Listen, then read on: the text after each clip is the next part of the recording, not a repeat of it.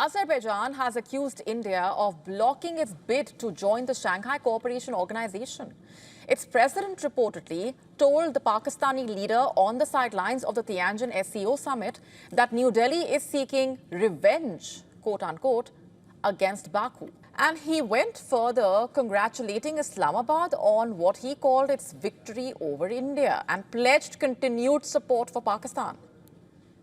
So far, India has not officially reacted to these allegations, but given Azerbaijan's recent conduct, such a move by New Delhi would hardly come as a surprise. In fact, reports suggest Russia too may have quietly approved of keeping Baku out, frustrated as Moscow and Tehran both are with Azerbaijan in recent years. The SCO Summit this year was dominated by Prime Minister Modi's meeting with Xi Jinping and Vladimir Putin, but Baku's complaint is now forcing attention onto a different geopolitical subplot. One that exposes just how Azerbaijan's tilt towards Pakistan has complicated its relationship with India. And to understand this, we need to revisit history. After the collapse of the Soviet Union, most of its successor states inherited cordial ties with India, but Azerbaijan was an exception. Diplomatic ties were established in 1992, and India opened its mission in Baku in 1999. But Azerbaijan waited till 2004 to reciprocate in New Delhi.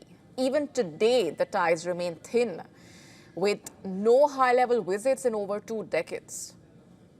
Azerbaijan has deepened its ties with Pakistan, aided by Turkey. Defense deals became central, and Pakistan trained Azeri military personnel.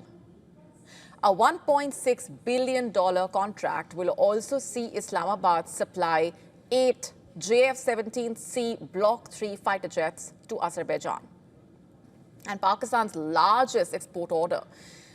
Both countries hold joint drills with Turkey, and during the 2020 Nagorno-Karabakh war, Armenia accused Pakistan of sending fighters to support Baku, though those claims remain unverified. Now, coming back to India, here's where India drew the line. It happened when Azerbaijan began publicly echoing Pakistan's lies on Kashmir. Joint declarations regularly contained clauses voicing support for Islamabad. Kashmir Day was also observed in Baku. And then after the Pahalgam terror attack this year, while the entire world came to India's support, condemning the Pakistan-sponsored terror, Azerbaijan condemned India's response, Operation Sindoor. Baku wrote directly to Pakistan's president expressing solidarity. Azerbaijan's media has also since carried hostile rhetoric against India and against India's growing defense ties with Armenia. What has been India's approach? Restraint. Despite its close partnership with Armenia, New Delhi has never proclaimed support for Armenia's claim over Nagorno-Karabakh, preferring neutrality. Nor has India ever condemned Azerbaijan for purchasing arms from Pakistan. And this is despite the obvious risks of financing what New Delhi knows is Islamabad's terror industry. And as reports show, Azerbaijan's anti-India rhetoric damages ties despite benefiting more from relations. From 2005, bilateral trade grew from $50 million to $958 million in 2024. And that trade is tilted in Baku's favor. India exports $224 million and imports $734 million. Just last year, in fact, over 2 lakh Indian tourists made up 10% of Azerbaijan's arrivals. And Bollywood and regional films also add major revenue for Azerbaijan's economy.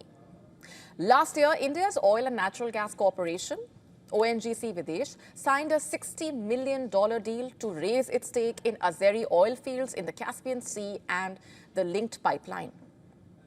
Yet at Tianjin, the Azeri president doubled down, congratulating Pakistan on the military confrontation with India and promising to quote-unquote prioritize ties with Islamabad. It is against this backdrop that his complaint about SCO membership must be seen.